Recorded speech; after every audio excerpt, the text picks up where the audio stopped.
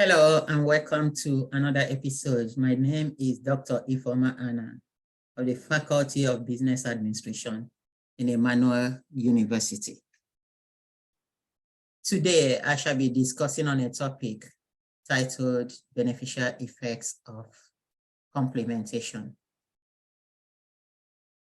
Have you ever seen two little kids, maybe 2-year-old, give them two different toys and let them play for a while? Before long, you hear a lot of cries from them because that person wants to take the other toy. That is because of competition. People want to be the best in everything. They want to get the best things. They want to be seen as better than other people. And that is where competition is destructive, because we do anything just to be the best.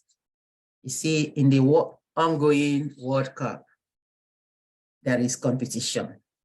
Every nation wants to carry the World Cup, and yet it's only one World Cup. Everybody is competing against one another. In families, people compete against one another. Brothers compete against brothers. Sisters compete against sisters.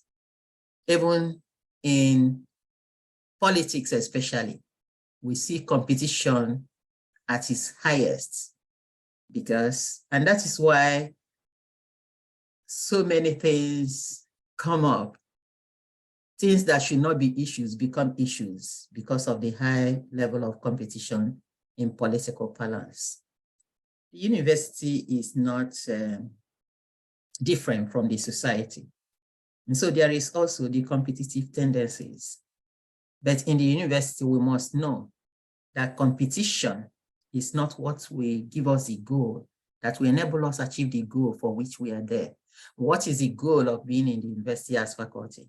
It is to make our students come out good.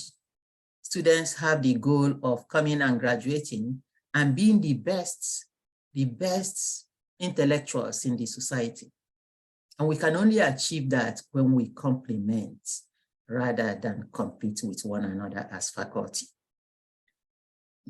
Complementation enables us to see the good and the good work in other faculty members and want to copy it rather than write it down.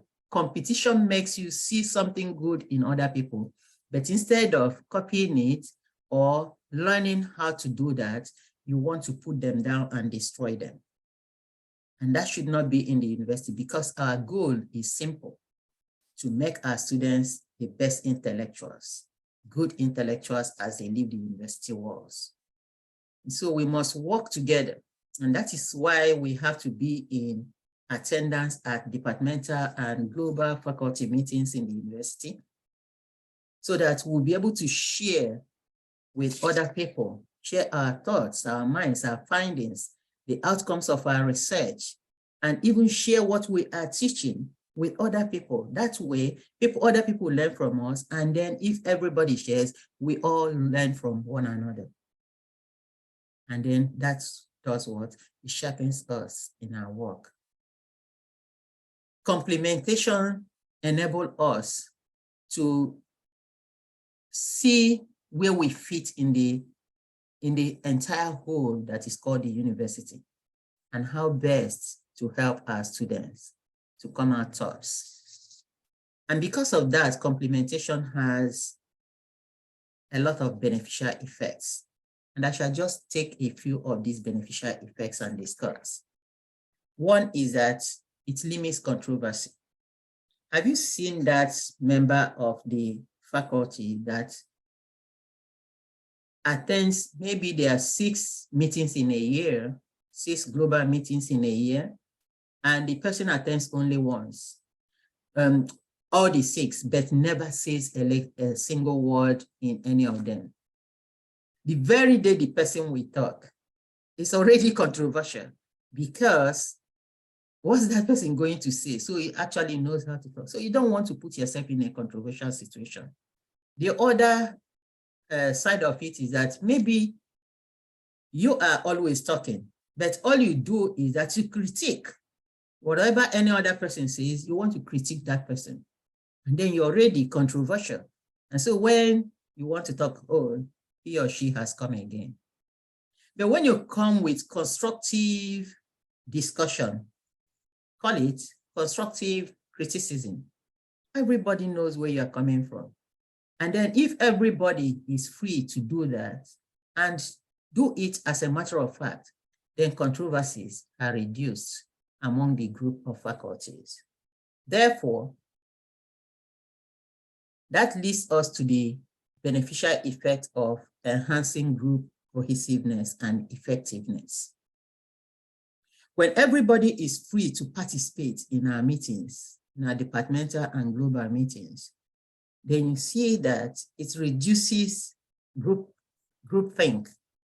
Groupthink is, as we know, where maybe an influential figure in the among the group says something and everybody is quiet. Even though you know what the person is saying or doing is wrong, you keep quiet because you don't want to be seen as that person who is challenging this good authority or however authority. But when there is complementation, right from the basis, from the day-to-day job we are doing, you find out that everybody is free to talk and participate, and then we come out with better decisions in any decision-making process. Again, the other way it enhances group effectiveness is that it helps people to not think themselves as out-group. So everybody becomes an in-group. When everybody is an in-group, then the organization benefits. If you consider yourself to be an in-group, you won't feel anyhow complementing the work of the other person. But when you feel you're an out-group, what am I going to do after all? What's the benefit for me in it anyway? So complementation helps a group to function effectively and at optimum. Also, it promotes research capability of every faculty member. When we know we can complement one another, then it means that if I am working on any research, I can think of all the people in the faculty in various ways, especially those in my department, that we have similar thing that we are looking at. I can think of them, call upon them. How do you think I can do this? How do you think I can do that? So that way, our research capability is improved. We will begin to even share materials when it's important. So if sometimes I don't have all the knowledge, I don't have all the materials, then complementing makes it easy for me to share materials or get materials from other people. And then it's also because we can get better at our research and our teaching, the students benefit. So the final result of everything that we do about complementing one another as faculty is that the benefit is transferred to the students. They are able to achieve the purpose for which they came to the university to study, because the faculty are cohesive and are working in tandem with one another. Finally, the university also stays on top, because when all the faculty members are working well and they are improving every day, of course, the university, the worth of the university, the rating of the university is the rating of the faculty members. And last but not the least, it brings out the best in every faculty when we are complementing rather than competing with one another. So I am able to do better at my job. I'm able to have a better relationship with everybody, the entire faculty group, where I'm able to have better relationship. No one is an island. There's no way you can work alone and feel that you can be the best you can. They say that iron sharpens each other. And so the same thing in faculty. We have to learn how to sharpen one another. The saddest people on earth are those who think they can do it all by themselves. then they become sadder and sadder because they really cannot do it all by themselves. Nature didn't make it that way. And that is why it created animals in groups, humans in groups, trees in groups. Everything is in their own group. So we cannot walk alone. And that's why there is something like a culture.